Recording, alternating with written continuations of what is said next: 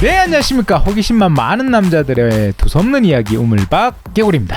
네, 사막고래입니다. 네, 멋입니다. 네, 상고입니다. 네, 이제 오늘은 저번 시간에 우리가 안향을 했고 안녕. 네. 안유 어릴 때 안녕. 안녕이었다가 그렇죠. 임금님 이름이 같아가지고 바꿨다가 다시. 네. 자, 오늘은 이제 정몽주를 할 차례인데 네 번째죠. 네. 네 번째 우리 문묘 18년 정몽주를 할 차례인데 혹시 정몽주에 대해서 좀 아십니까? 조금요. 정몽주가 태어난 때가 1337년 충수광 때였어요. 네. 네. 아, 충수광 때였는데 충수광 때 그 안양의 그 영정을 그렸죠. 네. 네. 네.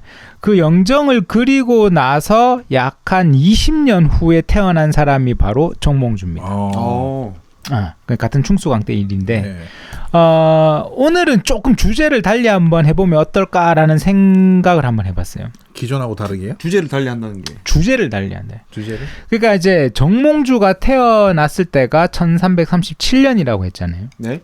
그런데 이제 태어나기 4년 전에 아주 특별한 일이 있었습니다. 1333년 그때 어떤 일이 있었냐면 이게 이제 직지코드라는 개봉도 했었는데 다큐멘터리가 나오고 왜냐하면 이제 우리가 그 금속활자라고 들어보셨죠? 네.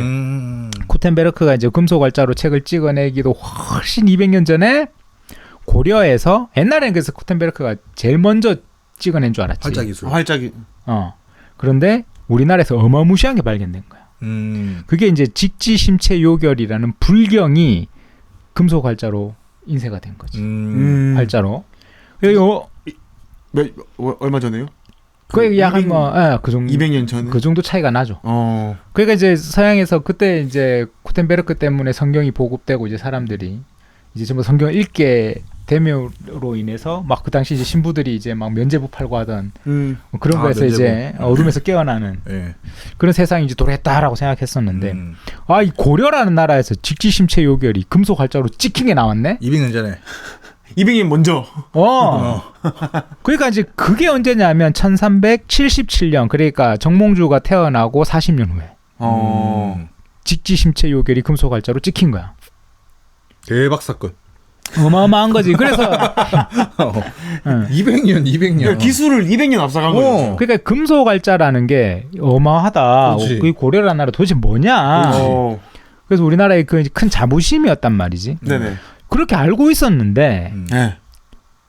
이게 뭐 몇 년 전이었죠. 몇 년 전에 이제 이 직지와 관련된 다큐멘터리를 우리나라에서 제작하다가 그 바티칸에서 네. 바티칸 공전. 그렇죠. 성직자. 로마. 그 지하에 미스테리한 거 많다는. 그렇죠. 비밀 수장고. 그 타임머신 있다는 설도 있어요. UFO. 아니 UFO 말고. 아니 진짜 궁금한 건 그거야. 일본에 있는 수장고랑 네. 바티칸에 있는 수장고에 이 두 곳에 있는 비밀이 풀어진다면 세상의 역사가 바뀌지 않을까라는 생각도 들어. 그럴 수 있다.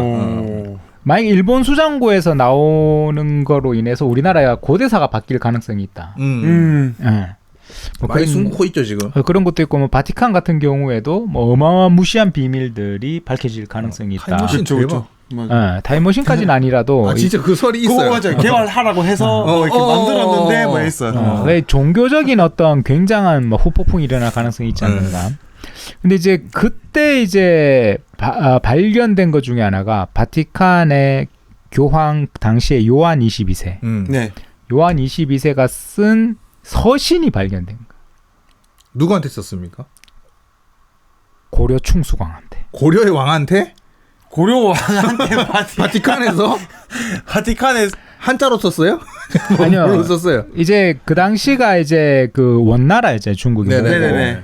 그러니까 그때 이제 그 기독교인들의 이제 그 선교사들이 쭉 가는데. 네.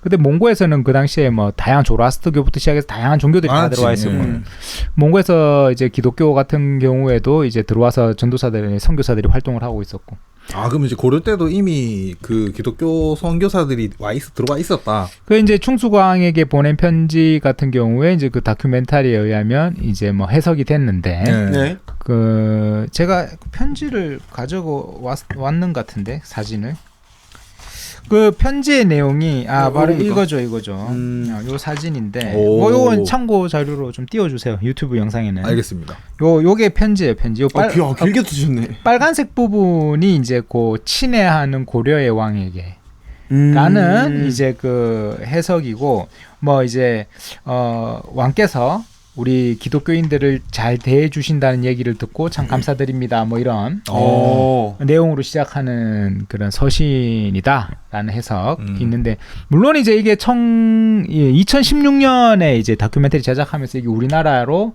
이제 사본이 들어와서 우리나라 뭐 세계 종교 연합회라는 또 협회에서 이걸 뭐 하고 해석하고 이제 이거를 이제 이게 또 예전 라틴어로 또 적혀 있다 보니까 네네. 문법이고 이런 게 이제 여러 지금 반론들이 그 다음에 2017년에 막 제기됐었어요. 반론이 무슨? 그러니까 뭐 고려 왕에게라는 단어가 고려라는 뜻이 아닐 수 있다.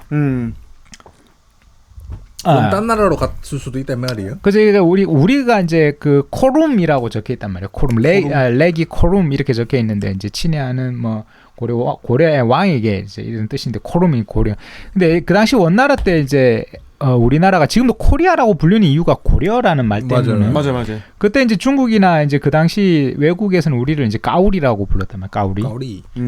까우리. 어쨌든 고려랑 비슷한 발음의 저거를 그렇죠. 한 거네요. 아니면 이제 원래 몽고 사람들이 우리를 이제 솔롱고스라고 불렀단 말이지. 솔롱거스. 솔롱고스. 이게 무지개란 뜻이거든. 무지개가 뜨는 사람들. 뭐 이런 솔롱고 이제 원래 이제 우리는 이제 그렇게 불렀는데. 무지개는 노아인데. 그렇죠. 하여튼 이제 이게 이제 꼬름이라는 게 까우리라는 게 아니라 이제 이게 그렇다면 고려가 아닐 수 있다. 다른 나라 지명일 수 중국의 이제 다른 어떤 세력이나 이런 수도 있다라는 반론도 제기되고 있지만 어쨌든 이게 이제 대대적으로 우리나라에 이제 굉장히 홍보가 됐었죠. 그 이제 그걸 통해서 직지라는 게 그러면 1377년 33년에 편지가 왔다면 그리고 그때 이제 다양한 기독교인들이 우리나라에서 와 있었고 그렇다면 고려의 금속 활자 기술이 넘어간 거 아니냐.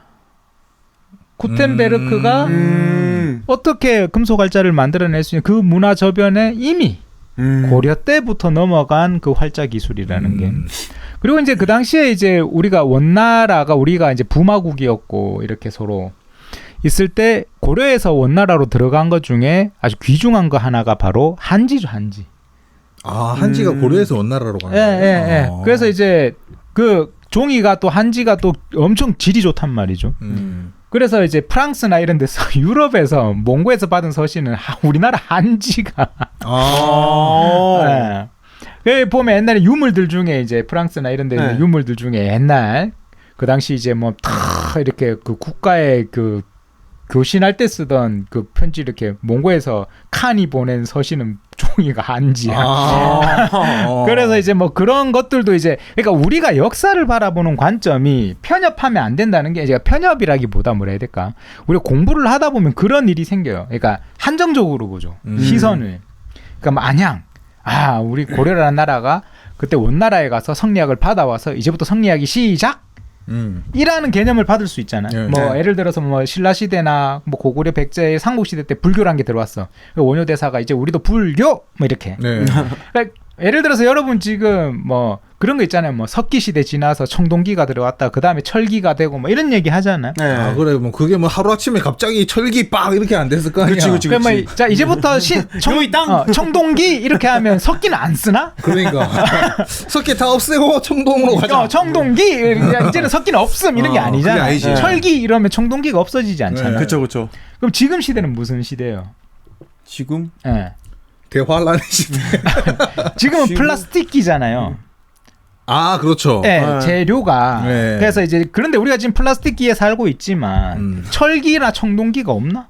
있죠. 석기도 쓰잖아 지금. 석기. 있지. 돌솥밥. 돌솥밥. 돌솥 비빔밥. 석기 다 쓰잖아. 있지.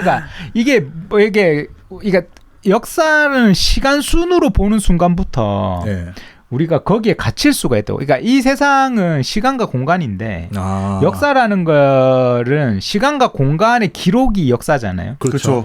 시간과 공간에 의미 있는 기록들을 우리가 역사라고 하는데 그렇게 되다 보면 시간의 단절, 공간의 단절이라는 이 개념이 생길 수 있다는 거지. 그러니까 이제 지금 우리가 제가 오늘 하고자 하는 말은 뭐냐면 그러면 이 당시에 기독교라는 게 고려에서 어떤 영향을 미쳤나 그럼? 그치. 근데 영향이 불교 없진 않았겠지? 저건데. 근데 그렇지. 그러니까 이런 거 불교 이러면 불교라는 게 아예 기독교랑 상관없는 건가? 그러면 불교 국가인데 유교가 들어왔으니까 우리는 불교 끝, 유교 시작 이런 건가? 그렇지 않았지. 그렇진 않죠. 네. 그러니까 우리 저번 시간에도 그 얘기했잖아. 안양 때도 불교가 이미 유교의 심성론과 결합되는 형태의 유학자와 불교의 승려들이 교류가 있었다. 교류를 하면서 우리가 성리학이라는 게 심상화, 네. 마음을 들여다보는 심상화 작업으로 가면서 유교의 합리주의와 불교의 이 그 마음에 대한 그 깨달음에 나의 깨달음에 대한 것으로 판타지 이상적인 세상을 구현하는 것.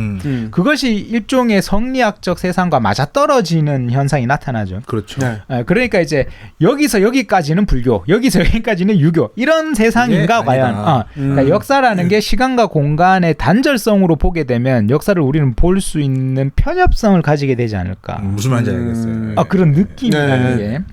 그래서 이제 제가 그걸 보다가 오늘은 경교에 대한 이야기를 한번 해봐야겠구나라는 생각이 좀 들었어요. 경교? 경교가 뭐예요? 경전? 아니요. 이제 혹시 그러면 그런 얘기 들어보셨어요? 불국사에서 십자가가 나왔다. 사막권님한테 들었죠. 저도요. 그러니까 나왔다가 아니라, 그러니까 실제로 이거는 이제 이미 유물들이 우리나라에도 꽤 있어요. 아 진짜요? 네, 그 경교라는 게 이제 기독교가 이렇게 당나라, 우리나라의 뭐 신라, 네. 뭐 특히 이제 주로 이제 통일신라 위주가 되겠지. 네. 발해와 통일신라 때. 뭐 그전에도 가능성은 있지만 그때부터 해서 들어온 기독교를 경교라고 그래요. 근데 기독교라는 게 기독도 한자잖아요. 네. 우리가 이제 이 기독교를 영어로 크리스토교라고 하는데 네. 그 그리스도라고 말하는 크리스트가 이제 기독교라는 게 기름 부은 자 이런 거잖아요. 네. 근데 이제 경이라는 것도 중국에 기독교가 들어왔을 때 이제 그 뜻으로 경을 써요. 그러니까 우리가 햇볕 좋다라고 하잖아요. 네. 그 볕경자거든요. 경치 좋다. 볕경. 볕경자. 볕을 말해요. 햇볕한테 볕. 그러니까 이제 이 종교적 가르침이 저기 하늘에 그 정오에 떠 있는 태양이 빛을 쫙 발해서 온 세상을 온 마을이 쫙 비치는 것 같은 이제 그런 게 경인데 그렇게 이제 뭐 믿음과 말씀이 이제 전해진 그런 빛과 같은 복 받은 사람들의 종교, 경교라고 이렇게 불리는데 발굴된 유물들 같은 거 보면 이제 십자가가 있고 십자가 안에는 부처님의 만자가 적혀 있죠. 그러네요. 아 진짜네. 아니 그렇죠. 뭐 예를 들면 이제 중국의 비석 중에서도 이제 대진 경교 유행 중국비라는 것도 나온단 말이죠. 대진국이라고 중국이 옛날에 우리가 대진국을 로마를 대진국이라고 불렀어요. 그러니까 로마의 경교. 로마 기독교. 로마 기독교가 중국에서 이렇게 활동했던 그 비석이죠, 비석. 비석.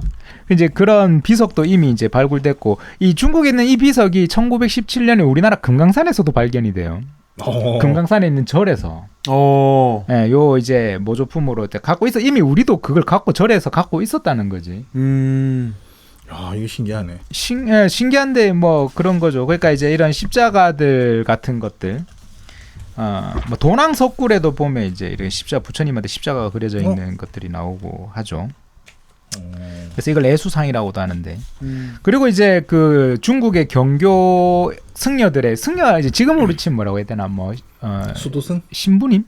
근데 경교라는 게 중국으로 들어오면서 이제 이 사람들도 교회라고 안 부르고 절이라고 다 불렀어.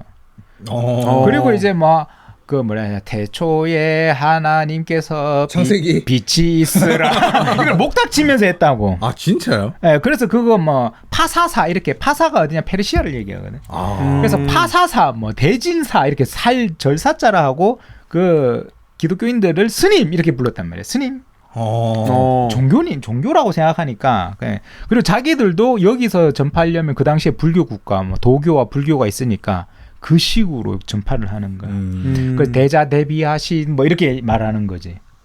그러니까 이제 경교인들의 무덤을 보면 십자가가 있고 그 밑에 연꽃이 그려져 있어요. 그러니까 이러한 문화적인 현상을 우리가 봐야 될 필요가 있는 거죠. 그래서 이제 경교인들의 무덤을 보면 이제 십자가 형태도 나오고 그 십자가에 부처님의 만자가 있고 그 다음에 뭐 연꽃으로 이렇게 치장이 돼 있고 뭐 어떤 거에는 이제 용도 이렇게 쫙 감아져 있고 자 이러한 게 이제 경교인데 이 경교라는 거를 그 우리 신라 네. 그리고 그 원나라 몽고 네. 원나라의 때 중국의 당나라와 원나라 때 엄청나게 번영을 해요. 엄청나게 번영을 하고 그 당시에 당나라 때 우리나라는 발해와 신라 그리고 원나라 때는 고려. 네. 이때 영향을 받았을까 안 받았을까라는 의문점이 있죠. 받았겠지. 교류가 있었으니까. 그랬겠지. 네.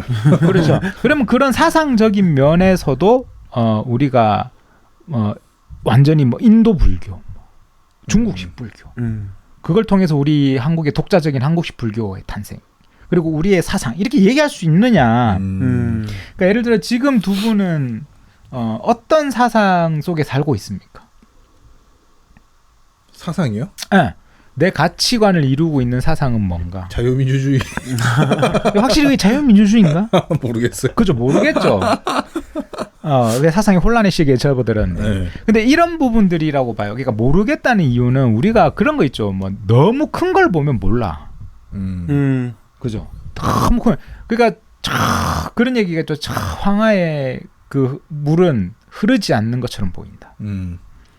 그 흐름은 유속은 엄청나지만 그 엄청나게 큰 유속이 오히려 멈춘 것처럼 보이는 거. 지구가 자전하는데 우리가 지구가 돌고 있는 속도를 못 느끼는 것처럼. 너무 큰 것은 멈춘 것처럼 보이고 너무 큰 소리는 없는 소리처럼 들리고. 못 듣는다. 그런 것처럼 우리가 우리를 이루고 있는 생각과 사상의 결정체는 뭔가 모르겠다라고 한다면 그건 이미 엄청나게 이렇게 우리 몸속에 축적된 게 이 인식이 안 돼서 그럴 수도 있다. 예. 근데 아마 저는 그렇게 생각해요. 우리 세 사람 모두 유교, 네. 불교, 기독교 뭐 이런 종류의 종교적인 철학들, 도교 철학들과 우리 역사 속에 있었던 다양한 DNA가 이게 한 번에 녹아들어 있을 거야. 그렇겠죠. 그렇겠죠. 네. 그렇기 때문에 이걸 한마디로 우리는 어떤 사상을 가지고 있어라고 말하지 못할 뿐이라는 거지. 그러면 사실 우리가 뭐 신라든 고려든 이 당시에 이러한 다양한 형태, 십자가가 나왔네, 기독교가 있었네, 이걸 단순히 볼 게 아니라 그러한 전 세계적으로 로마에서부터 신라와 고려에 이르는 전 세계 사상적 흐름과 사람의 교통 이런 문화적 교류 속에서 녹아들었을 거다 뭔가가. 그렇겠지. 뭔가가 녹아들었을 거고 우리가 그 세계의 흐름 속에서 이렇게 그 문화적 발달과 우리 문화만의 어떤 창달이 이루어지지 않았을까. 그 속에서 피어난 사람들이 안양 같은 사람이고 정몽주 같은 사람이었을 거라는 거지. 그 시대의 중심 속에서 백성들이 어리석은 거 안 했으면 좋겠고 좀 더 합리적 사고를 하면 좋겠고 합리적 사고는 유교가 말하는 그 공자의 합리적 사고. 그러면서도 하늘은 공경하는 사고. 그러면서도 착한 일을 해서 선업을 닦아야 된다는 불교적 사고. 그러니까 뭐 우리가 흔히 그런 얘기 하잖아요. 혹시 그 메시아라는 말이랑 미륵이라는 말을 들어보셨나요? 네네. 이 메시아를 우리가 이제 특히 기독교 문화권에서 메시아라고 하잖아요. 그쵸. 마지막에 오실 분. 네. 근데 그리고 우리는 불교에서도 미륵이라고 하잖아요. 네. 그러니까 네네. 우리는 한자로 미륵이라고 하지만 원래 메이트리아라고 한단 말이에요. 미륵, 우리가 한자로 미륵이라고 하는 거예요. 메시아나 메이트리아나 발음도 비슷하잖아. 네. 그러면 이게 뭐 어떤 뭔가 좀 있다. 그 사상이라는 게 여러 종교 사상, 믿음, 이야기, 신화라는 게 이렇게 접함으로 인해서 발생하는 여러 가지가 있을 거 아니에요. 그러면서 탄생하는 여러 가지가 있을 텐데 이 1333년에 요한 22세가 서한을 충수광에게 보냈는지 안 보냈는지 뭐 정확하게는 이게 지금 뭐 설전이 있으니 논란이 있으니까. 근데 어쨌든 지금 우리나라에서도 번역된 걸로는 일단 요한 22세가 충수광에게 보낸 편지라고 이제 이야기는 하고 직지코드라는 다큐가 나오고 김진명이 그래서 이제 뭐 또 책도 내고 막 이러한 것들로 나왔을 때 만약에 이 가정하에 본다면 우리는 또 다른 이 당시에 정몽주를 이해하기 위한 또 다른 하나로서 단순한 성리학, 주자의 성리학, 안양으로부터 배운 걸 떠나서 이 당시 정몽주 속에는 유교와 불교와 기독교라는 것도 내재되어 있을까라는 고민을 해볼 수 있다는 거예요. 네. 네. 그 얘기를 한번 해보면 좋겠다는 생각이 오늘 좀 그 들었어요. 배경을 좀 깔고 가면 좋은 것 같네요. 이제 그렇죠, 그런 그렇죠, 식으로. 그렇죠. 그게 이게 경교라고는 말하지만 사실 이제 당시에 431년이죠. 431년. 우리나라 삼국시대, 삼국 통일도 되기 전에, 네. 고구려 백제 신라 있을 때, 그때 저 로마에 그 주교가 있어요. 그 사람이 네스토리우스라는 사람이에요. 네. 네. 네스토리우스라는 주교가 이 사람이 뭘 주장했단 말이지. 인간으로서 인성을 가진 애수 그리고 신성을 가진 애수에 대한 주장을 한 거야. 그럼 생각해봐. 성모 마리아는 인성을 가진 애수의 엄마야, 신성을 가진 애수의 엄마야. 인간의 육체를 놓은 사람이잖아. 네. 그럼 성모 마리아는 인간 애수의 엄마가 되지 신성자가 아니라 네. 성모 마리아가.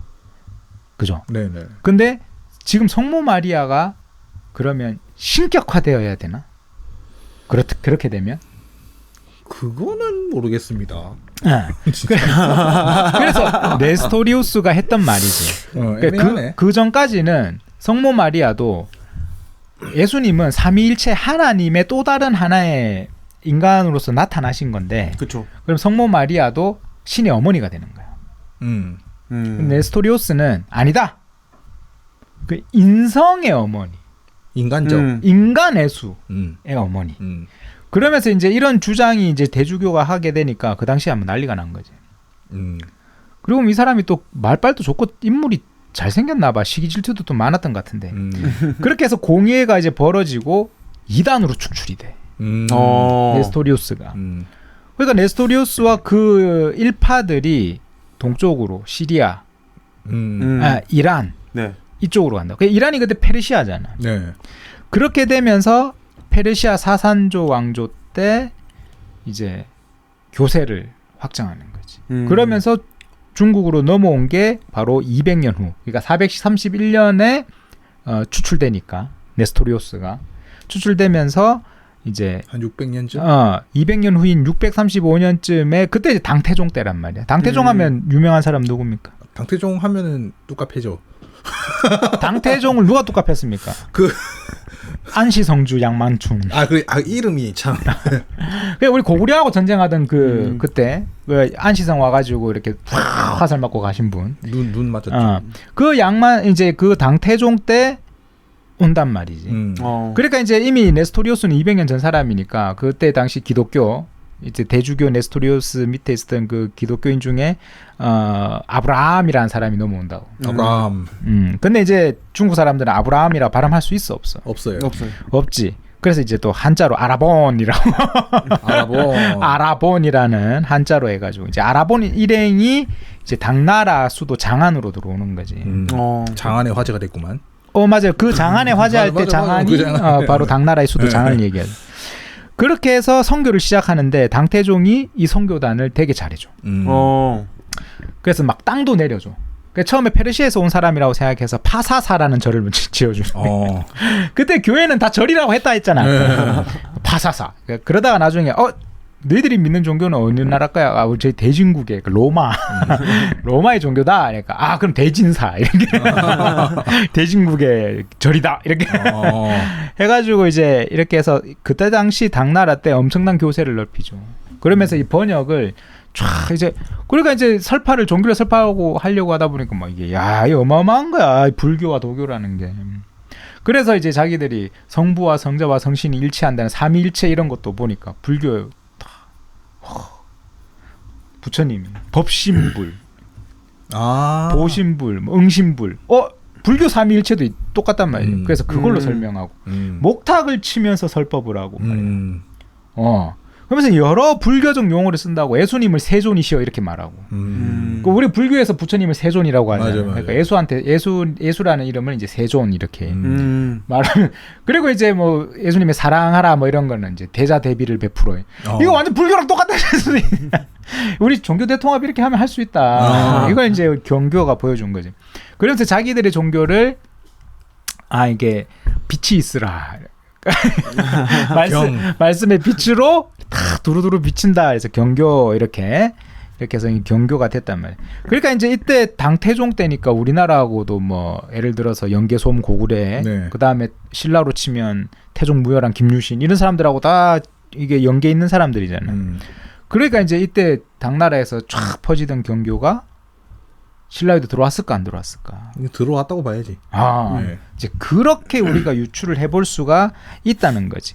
그리고 이제 이러한 대진교 같은 경우의 경교라고도 하죠. 경교라는 것이 신라의 삼국 통일과 당나라의 관계에서 아주 중요한 어떤 그 영향을 받지 않았는가? 라고도 한번 생각해 볼 수 있고 그렇게 해서 아마 아까도 말씀드렸다시피 불국사에서 나왔던 어떤 뭐 돌십자가라든가 뭐 관세음보살님이 어린 아기를 안고 있는 마리아상 같은 동상이잖아요. 보살 말이야. 그리고 이제 그 해남의 대흥사에서 이제 구리로 만든 십자가 뭐 이런 것들도 나오고 한단 말이에요.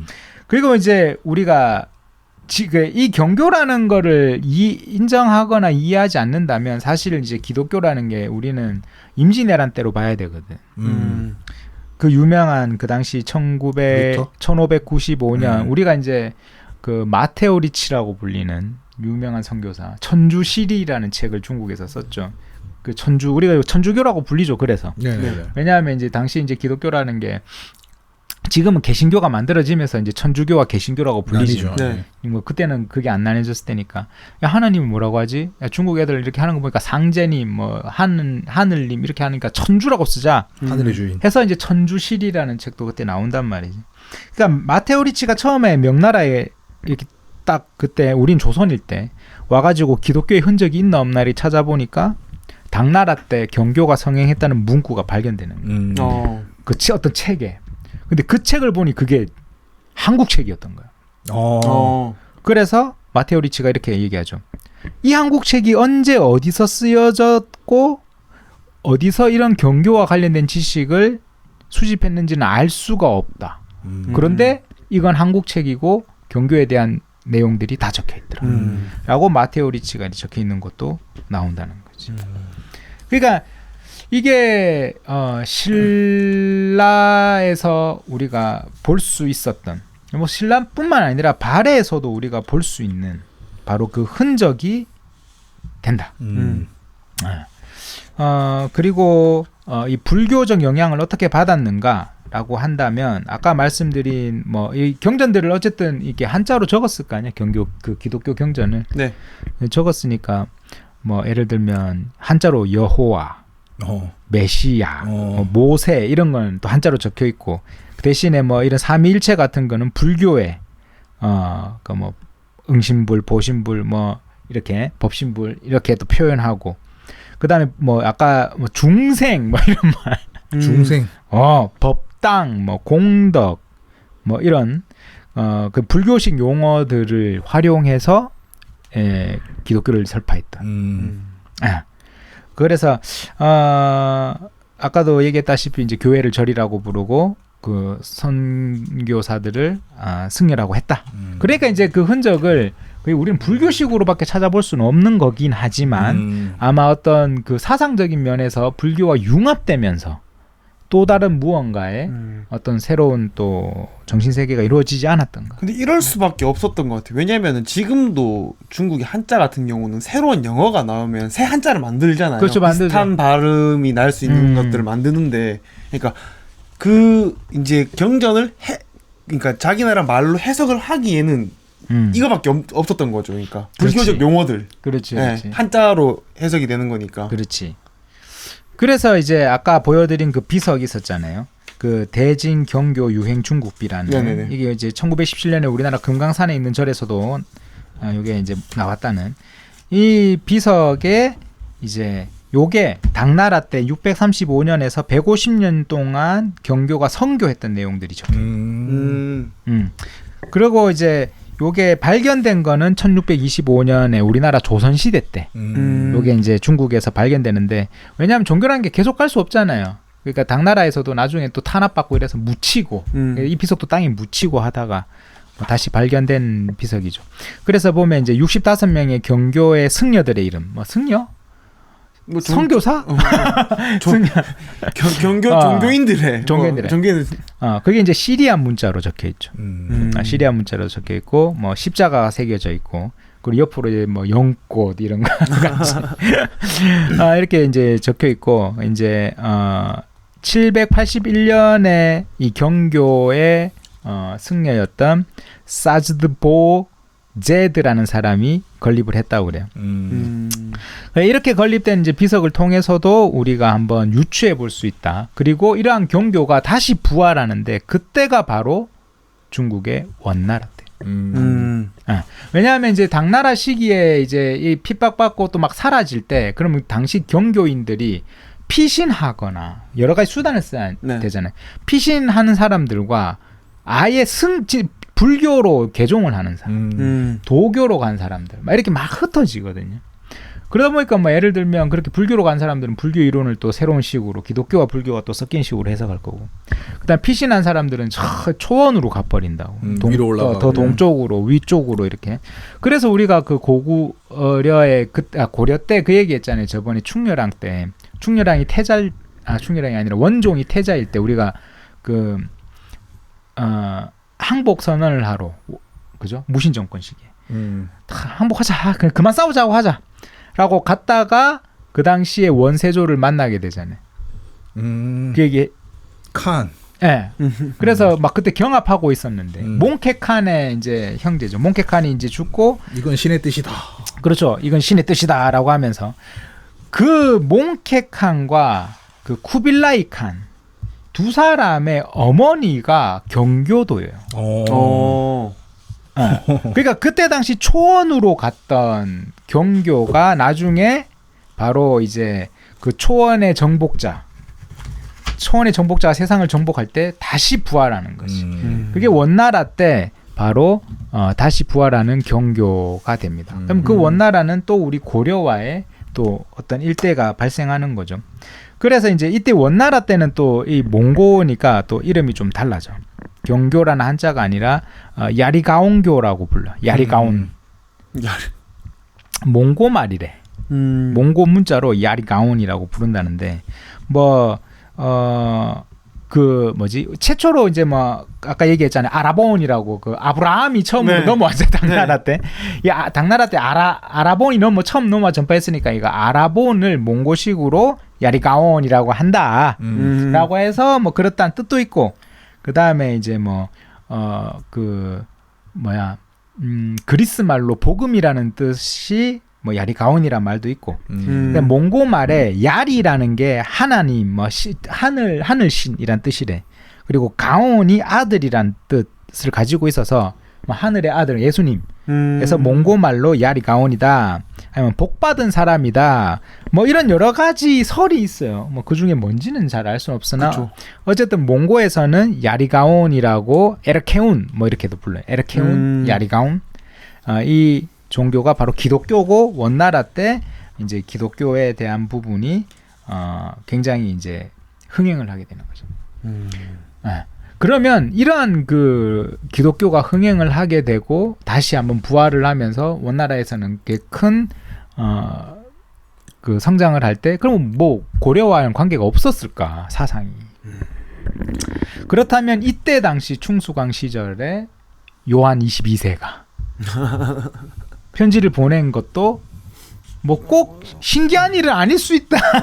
그럴 수도 있을 수 있다. 그럴 수도 있다라는 하나의 또 이야기로도 우리가 한번 살펴볼 수 있는 거죠. 하지만 이제 중요한 건 그렇게 생각합니다. 이제 오늘 이 이야기를 했던 건 정몽주라는 한 인간을 들여다보기 전에 우리가 이제 그 시대의 문화라는 거를 너무 편협하게 보지 말자라는 의미에서 얘기하는 거예요. 왜냐하면 이제 이렇게 되면 우리가 어쨌든 문묘 18년을 이야기할 때 이제 성리학 위주의, 네네. 유교 중에서도 성리학 위주의 이야기를 했었고, 또 신라 그래서 우리가 그 얘기하죠. 최치원 유학 갔다 왔던 최치원과 설총이라고 한다면 야 이거 당시 당나라에 그러면 경교의 영향도 없었을까? 라는 생각도 든다는 거지. 그리고 이제 안양과 정몽주라는 입장에서도 이게 순수하게 우리가 성리학이라는 어떤 유교적 측면을 가지고 그 한 사람의 어떤 사상을 이야기할 수 있나? 우리가 아까 얘기했다시피 우리는 어떤 사상을 가지고 있을까라고 했을 때 사실 우리의 기재되어 있는 무언가가 유교적인 가치관, 불교적 가치관, 기독교적 가치관, 그리고 우리 그 무속적 가치관도 사실 우리 가지고 있거든. 그렇지 않아요? 어느 정도 있죠. 있죠. 네. 그러니까 어느 정도인지 아니면 진짜 그걸로 꽉 차 있는지도 알 수 없어. 뭐 살면서 들은 것들도 있고 하니까. 그러면서 거기에 우리는 지금 현재 시대의 어떤 과학적이고 합리적인 사고가 같이 내재돼 있는 거지. 그러니까 우리라는 사람을 한마디로 표현하는 거에 뭐 자본주의적 성향의 사람 이렇게 우리가 아마 500년 후의 사람이 김경일이라는 사람을 이렇게 우리처럼 지금처럼 조사할 때 자본주의가 100% 차 있는 사람이라고 해석할 수도 있는 거잖아. 그냥 사피엔스 할래요. 그렇지. 그래서 그 얘기라는 거를 한번 얘기를 한 거죠. 그러니까 한번 관점을 또 틔울 수 있다. 네. 그래서 우리가 너무 고정적으로 보지 말자. 네. 그러니까 시간과 공간이라는 부분에 시야가 한쪽으로 치우쳐서는 안 된다. 라는 의미에서 아까 정몽주가 1337년에 태어날 때 바로 3년 전에 있었던 1333년 교황의 충수공에게 보낸 편지라는 어떤 하나의 사건. 네. 그리고 직지라는 어떤 그 당시 우리 금속 활자에 금속 대한 활자. 이야기. 그러면서 그 이야기를 통해 이미 신라 발해도 말씀드렸던 발해 무덤에서 나온 불상에도 십자가가 있는 그게 경교라는 거고 경교라는 건 대주교였던 그 로마의 대주교가 이렇게 이단화되면서 그 사상이라는 게 네.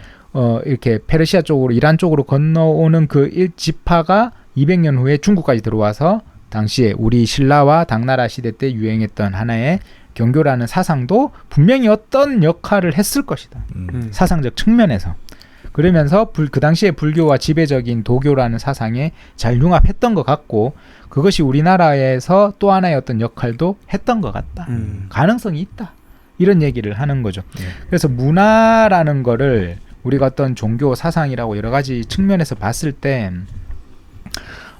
다양한 관점, 폭넓은 관점이 필요하다라고 생각하는 게 바로 이러한 관점이다. 그죠. 한쪽 방면만 볼 수는 없는 것 같긴 해요. 어쨌든 그 모두가 약간 뭐 종교라는 자체가 진리를 그렇지. 추구하는 것도 있고. 그렇죠, 그렇죠. 네. 근데 진리라는 게 뭐 하나일 필요는 없을 수도 있고. 그렇죠, 그렇죠.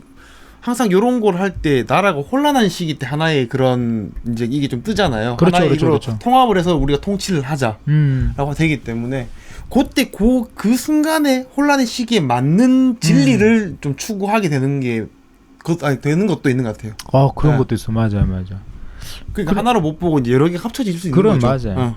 특히 뭐 우리가 저번에 요즘 우리 번님이 막 그 한국사 이런 거 엄청 보더라고 요즘. 아니 그 유튜브에 18시간짜리 한국사 정리된 영상이 있더라고. 그래서 지금 몇 시간 보셨는데요? 지금 한 5시 30분쯤을 많이 향해서 봤어. 많이 봤네, 기적이야. 많이 봤네. 번님 이런 거 많이 보는 건 난 지금 기적이라고 생각해. 신라 25대 왕 정도 와 있어요. 지금 백제하고 고구려까지 다 보고 가야도 다 보고.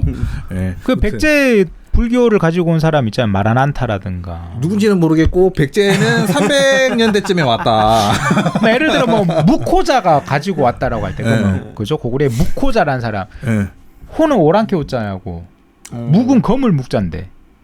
오랑캐의 검은? 근데 우리가 단순히 책만 외운단 말이야. 무코자라는 사람이 갖고 왔다. 무코자가 다 고구려 사람인 줄 알아. 그 무코자 고구려 사람이 아닐 가능성이 더 많지 사실 이름을 보면. 그럴 수도 있지. 그죠? 그럴 수 있겠네요. 그리고 뭐 김수로 왕이 허왕우랑 결혼할 때 허왕우는 어디서 온 사람이라는 거야 도대체. 그죠? 맞아. 그것도 이제 다른 나라에서 왔다. 뭐 그렇죠. 이런 그리고 말도 뭐 있고. 석탈해 같은 경우만 해도 배를 타고 저 동쪽 어디 먼 바다에서 왔다 그랬거든.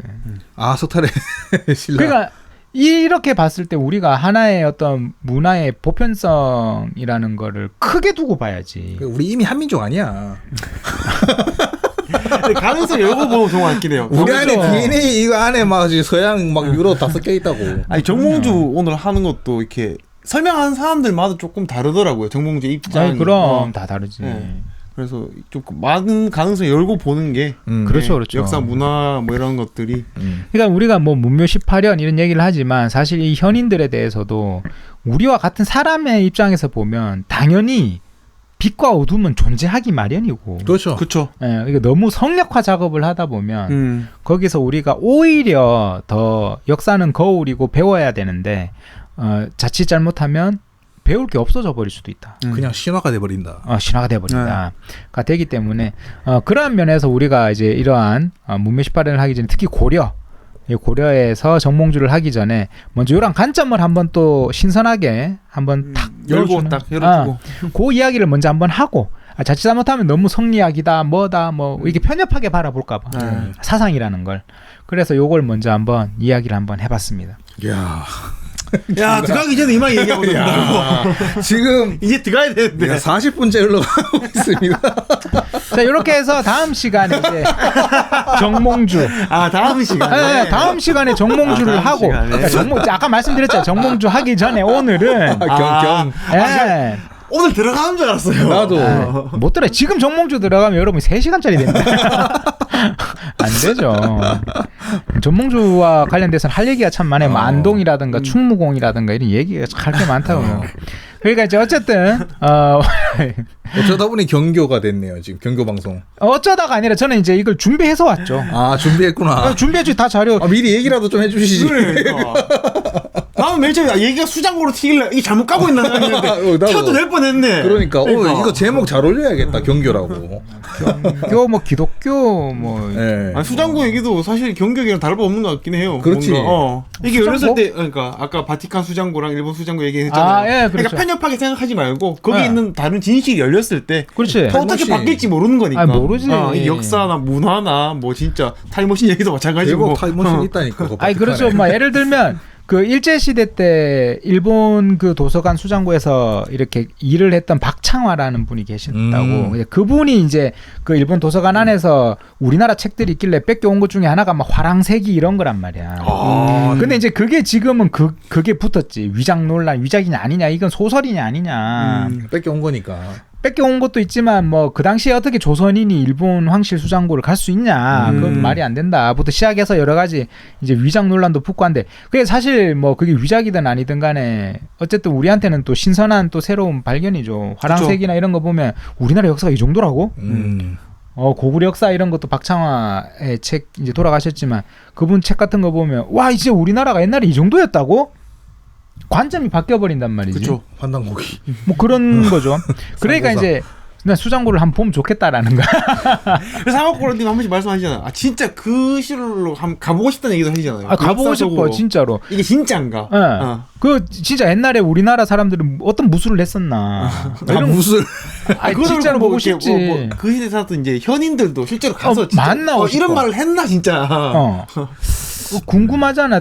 진짜 어떻게 그 얘기를 할 수 있나? 인간이 그걸 진짜 부처님 만난다 그러면 진짜 그 7년 고행을 내 눈으로 지켜보고 싶은 거야. 전 앤디 오월대로 가고 싶어요. 아니 또 모르면 그 영화 맨프로모스처럼 2만 년 동안 살아온. 그러니까 한 명이 그 모든 것들이 설파하면서 이게 사람들 사이에서 퍼지면서 구전되면서 뭔가 조금 바뀌었을 수도. 맨프로머스에서는 그 주인공이 예수님이잖아. 네, 예수님이고 부처님이죠. 아니죠. 아니죠. 부다의 제자지. 부다의 제자지. 부처님의 제자지. 제자지. 그래서 이제 우리나라에서 상영 금지가 될 뻔했는 그. 그 정식 개봉 못했어요. 못했어요. 기독교 협회에서 반대했잖아. 못했어요. 뭐 어쨌든 이런 쓰잘데기 없는 재밌는 이야기들을 좀 하고 싶다. 인포로머스 재밌습니다. 보십시오. 아니 우리가 보고 한번 하는 거 어때요? 난 봤어. 여러 번 봤어. 나도 이런 봤는데. 봐야 되네. 맨프로머스 못 봤구나. 못 봤어요. 재밌어. 그 저예산 영화야. 알죠. 한국에서 집에서만 싹 빨려 들어가지. 대화하는데 막. 자 어쨌든 뭐 이런 이야기를 한번 해봤습니다. 이 가능성을 열어놓은 건가요? 헛소리를 좀 한 건가 모르겠는데. 오늘 주제가 뭐지? 경기인가? 아니 오늘 주제는 정몽주가 태어나기 4년 전에 이미 기독교의 서신이 왔었고 요한 22세에 그러니까 의한 주제가 그래서 시대상이라기보다 정몽주를 하나의 성리학자로서 우리가 문묘 18년으로 보기 이전에 그렇게만 보기 전에 단순히 성리학이라는 걸 떠나서 고려와 신라까지 이어지는 그 사상적인 큰 흐름이라는 건 훨씬 더 크다라는 거. 오케이. 그렇죠. 그래서 단순히 뭐 안양이 주자서를 뺏겨 와서 그렇게 돼서 우리가 조선까지 그 뭐 성리학이 이루어졌다. 이런 거에서 좀 벗어날 수 있는 관점도 가져야 된다라는 거지. 맞죠, 문화사 맞죠. 쪽으로 더 맞죠, 크게 맞죠. 볼 수 있는 맞죠, 거니까. 맞죠. 그거는 근데 뭐 문화뿐만 아니라 요새 뭐 MBTI도 뭐 ENF 뭐 하는데 난 그래도 선택적 I야 이래매 약간 이런 것처럼 그러니까 섞여 있는 것 같아요 이렇게. 이렇게 편협하게 내가 무조건 뭐 외향적이다 이건 아니니까. 그렇지. 그래서 이제 그런 부분들에 대한 이야기를 하면서 얼마나 사상이라는 걸 단순하게 말할 수도 없고 그렇죠. 시대와 그 복잡한 아주 다양성이 있다라는 걸 얘기하고자 했던 거지. 흐르는 시간 속에서 많은 게 포함되어 있고 포함돼 변화됐다. 있다. 포함되고 그래서 우리가 뭐 기독교라고 한다고 해서 뭐 단순히 뭐 마테오 리치 임진왜란 때 그리고 우리가 뭐 나중에서야 뭐 선교사가 들어와서 뭐 100년 정도 뭐 이런 이야기가 아니라 훨씬 더 깊은 관계 속에서도 우리는 볼 수 있는 부분이 있다. 그래서 사상과 종교라는 게 한 시대를 풍미하게 되는 데는 얼마나 큰 시간이 있었을까라는 생각도 해보자. 네. 라는 걸 통해서 다음 시간에 이제 정몽주를 한번 가보자라는. 네. 아 좋습니다. 네. 자 이렇게 해서 한번 이야기를 마치고 살짝 어지럽다. 어지러울 수 있죠. 내용이 좀 어지러울 수 있는 내용이죠. 네. 네. 이제 정몽주의 생애를 다음 시간에 이제 말씀드리겠습니다. 왜냐하면 이제 이렇게 되고 나면 이제 조선 시대로 정몽주 이후로 들어가 버리면 이런 얘기를 할 게 없어져요. 그러니까 조선 때부터는 쭉 그냥 이제 네. 달아가는 이게 조선으로 쭉 관점이 가니까. 좀 이렇게 닫힙니다. 아, 네, 이제 정몽주 때까지가 그나마 여러 가지 세상들이 좀 섞여 있고. 좀 글로벌해요. 자 이렇게 해서 이제 한번 얘기를 해봤고 다음 시간에는 정몽주로 한번 들어가서 이야기를 해보도록 하겠습니다. 오늘은 여기까지 하고 마치겠습니다. 다음 시간에 찾아뵙겠습니다. 다 같이 인사드리고 마치겠습니다. 인사드리겠습니다. 감사합니다.